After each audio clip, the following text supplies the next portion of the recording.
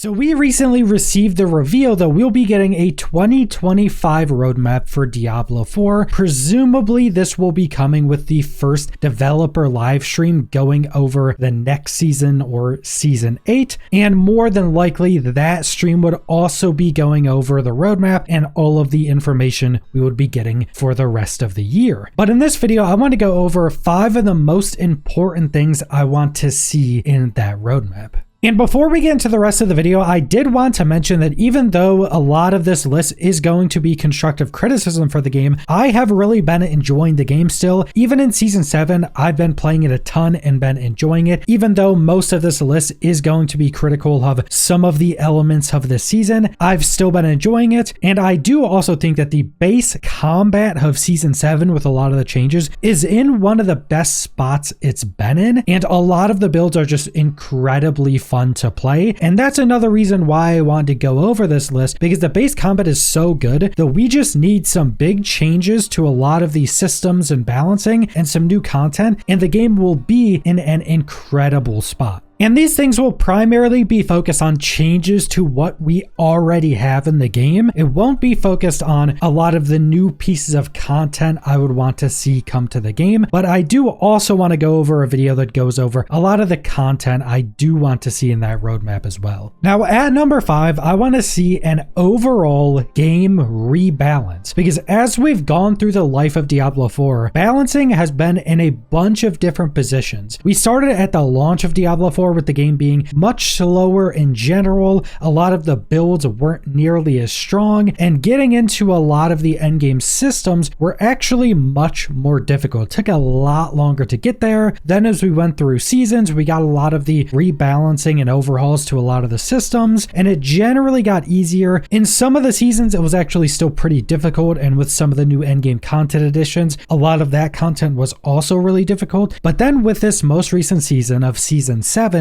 the game has just become too easy in general. Now there's a handful of reasons for that. First off, we've just gotten a lot of power creep with a lot of the good changes coming to the game, like getting the really big upgrades when you 5 out of 5 your ultimates, or with the new seasonal powers. A lot of these things have just power crept the game in general and a lot of the builds in general, but the rest of the game balance haven't kept up with that. And while a majority of these changes that have caused this power creep have just been good additions to the game, I think the game just needs a rebalance as a whole. And I'm not just talking about the end game, I'm also talking about leveling, because not only has the game just become too easy, but it's become too quick as well. The leveling, how fast it takes to get your gear, how fast it takes to even get to like 200 plus Paragon has just gotten incredibly fast, and in my opinion just too fast, especially when you go from level 1 in a new season up to level 60, and how quickly you get gear with how quickly you're leveling. It just feels like you're basically just running around killing things for a few hours, and then you're at level 60 with all legendaries. That portion of the game has become way too fast, way too easy, and then once you get into the end game, way too much gear is dropping, which can also be attributed a lot in Season 7 to the Season 7 specific stuff. But I think in general, even without the Season 7 stuff, that gear drops should be reduced a bit, and then I think leveling should be slowed down a bit, and the game as a whole should just become significantly harder, especially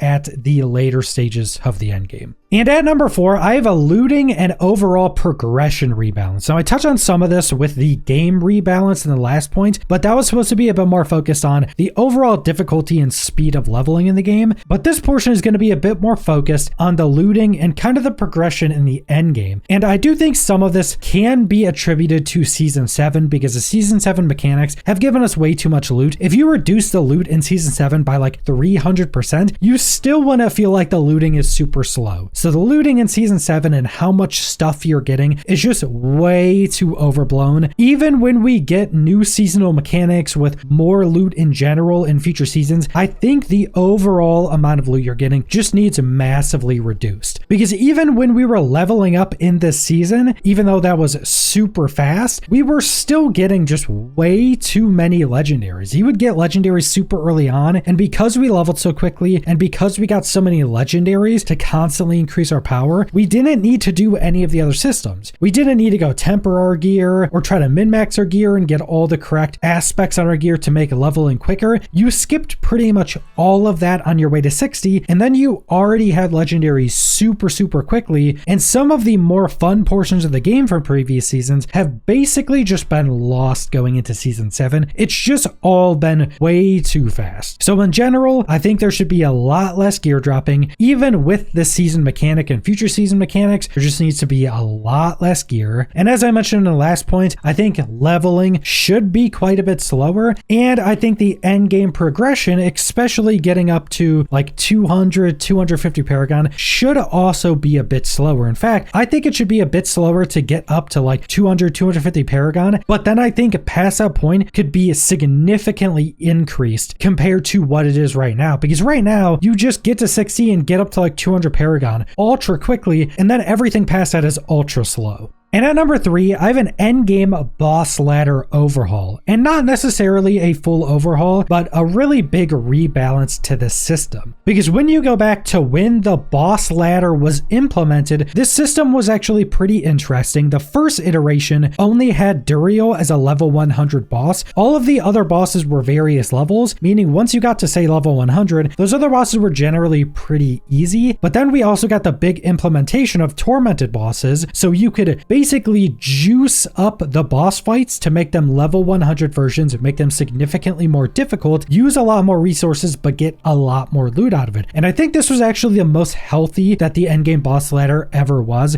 at the point that we had tormented bosses to where we could juice them up and have them be these kind of uber versions of the bosses. But that was pretty much completely removed when we got the newest difficulty overhaul, where now we have the endgame torment levels and we don't actually have enemy levels anymore, or at least in everything besides a pit. Now it just goes off of your torment level, and summoning a boss, it takes the same resources no matter what difficulty you're in, just it's harder in higher difficulties and you get a bit more drops. But I think with how strong our characters are and just how the game is now, even if it were to get a big rebalance, we just need a uber version of these bosses again. It can still go off the difficulty of whatever torment we're in. So if you go do, say, a Duriel on torment 4, the base version, it would still be kind of the same as it is now, but there should be an uber version of these bosses as well, where you can use a lot more resources and make the boss just absurdly hard. I don't want these uber versions to be at all easy. I want these uber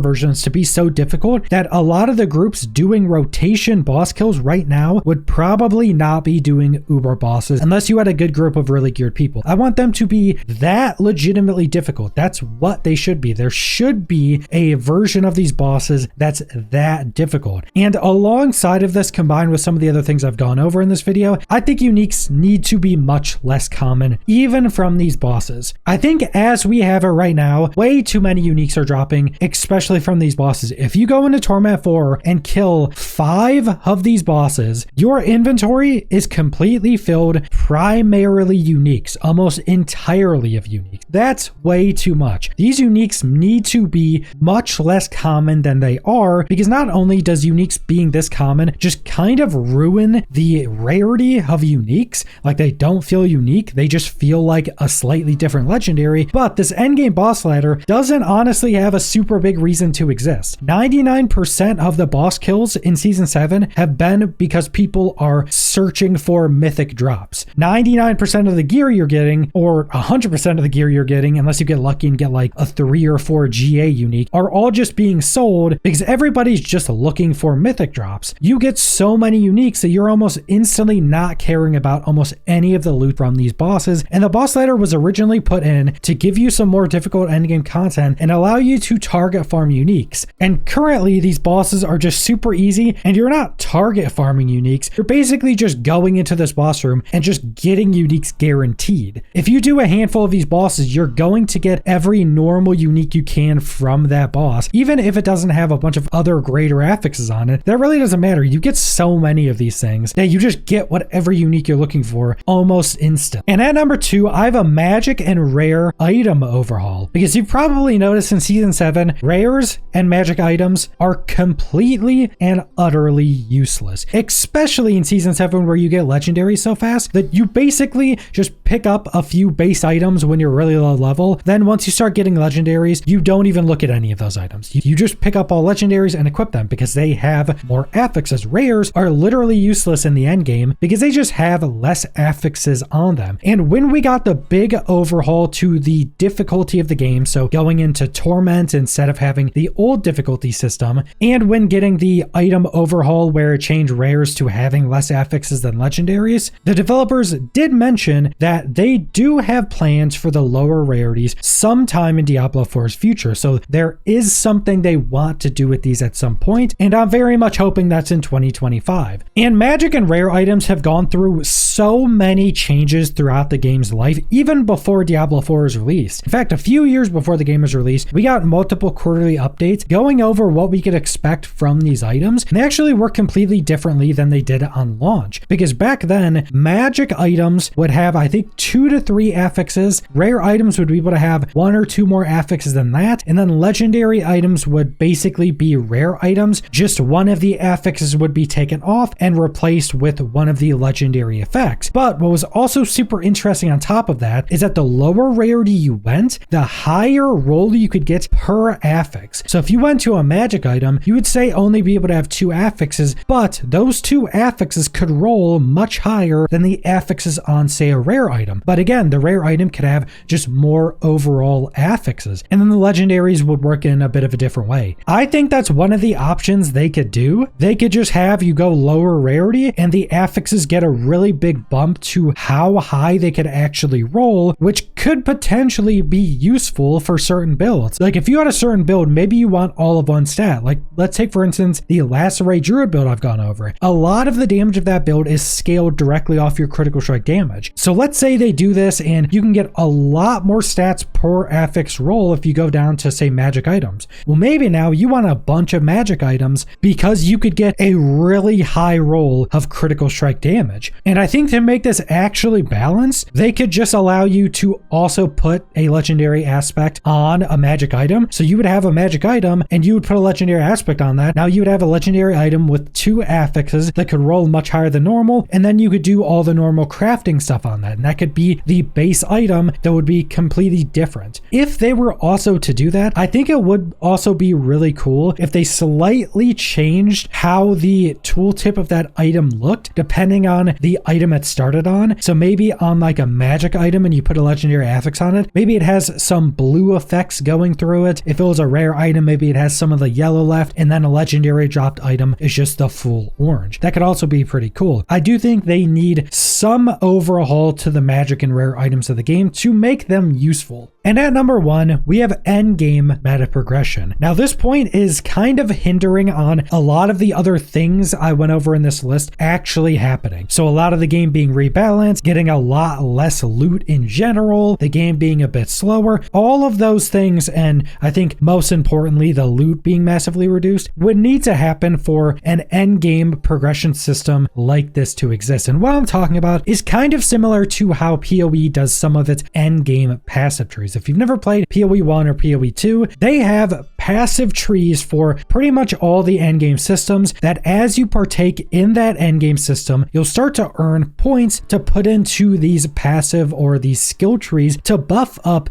different aspects of that endgame content. Do you want more drops from that content? Do you want higher rarity of drops from that content? Do you want different currencies to drop more from that content? All of these different things you can go into. This allows you to very heavily specialize into one piece of content, and I think this is just a really good way to go about endgame content, but I don't think they should do it exactly like how PoE 2 does it, because PoE 2 has the issue where none of the content is worth doing until you have a lot of points into that endgame system, and then once you have it like fully specced out, then it's actually worth farming it for actual drops. So they would need to do some smart balancing to make that worthwhile. But if the game were just in general to be much slower in terms of item dropping and progression, an endgame system that allows you to juice up or specialize into different pieces of the endgame would just be a massive improvement. It just allows you to invest yourself into some piece of the endgame much more. They could even allow it to start to augment things of that endgame. Like, one of the first things I thought of when talking about this is the Infernal Hordes mode. I really like that mode, but I do think it needs some changes. And if they were to have this endgame passive skill tree type system, they could allow you to put points into it to change up the offers it allows you. This could also allow you to make your keys just have like one additional wave on it. So maybe you could put a bunch of points into that, and now you could do like 15 or 20 wave Infernal Horde mode runs to allow you to just stack up more and more of these buffs and debuffs to just get some ultra juiced run of it. So things like that would just make the endgame much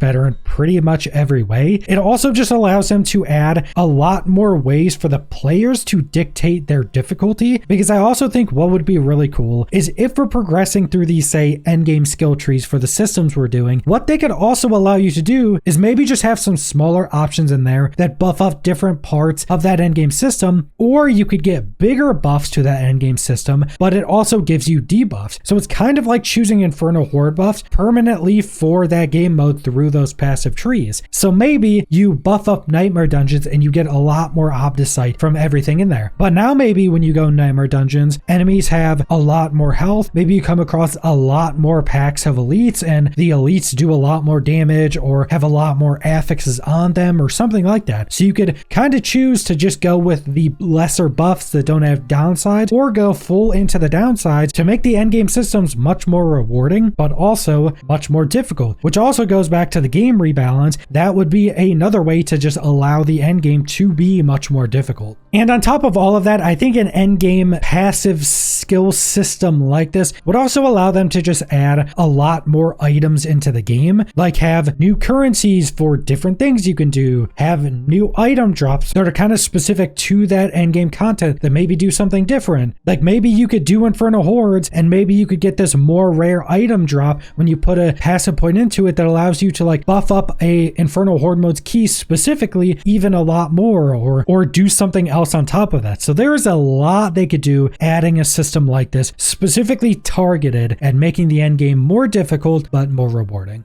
But that's 5 of the most important things I want to see in the 2025 roadmap for Diablo 4. I'm hoping a good chunk of these are on that roadmap, especially some of the big rebalancing elements. I'm also planning on doing another video going over a lot of the new content I want to see, and I want to get a bit more into going over videos like this and going over what I would want to see for more big overhaul or rebalancing of the game in general. But that's all I want to go over, so thanks for watching.